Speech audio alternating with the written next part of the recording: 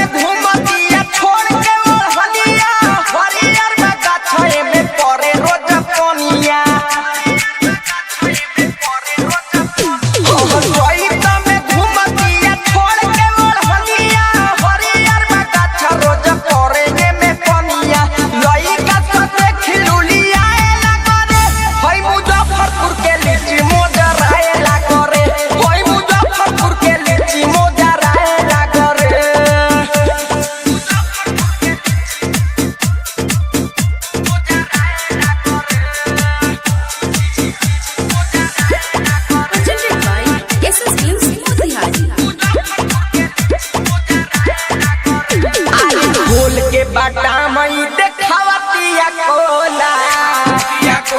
देखावतिया कोला धरे लागोले करा छपटी कोला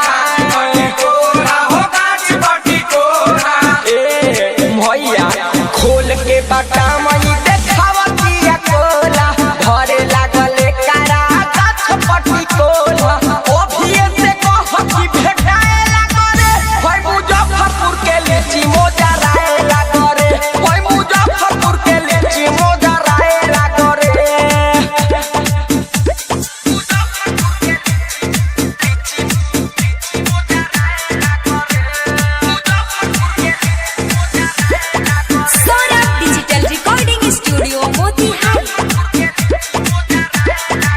देखिए के एक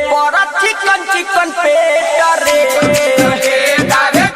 चिकन पेट रे सोंद सारा भी पूरा किनली है खेत रे तारे किनली है खेत सुना ना देखिए के एक चिकन चिकन पेट रे कौन सूजी तो पूरा किनली है खेत रे सारा में सवार पगलाए लगा रे होय मुजफ्फरपुर के लीची मोजराए लगा रे होय मुजफ्फरपुर के लीची मोजराए लगा रे Saurabh digital recording studio Motihari.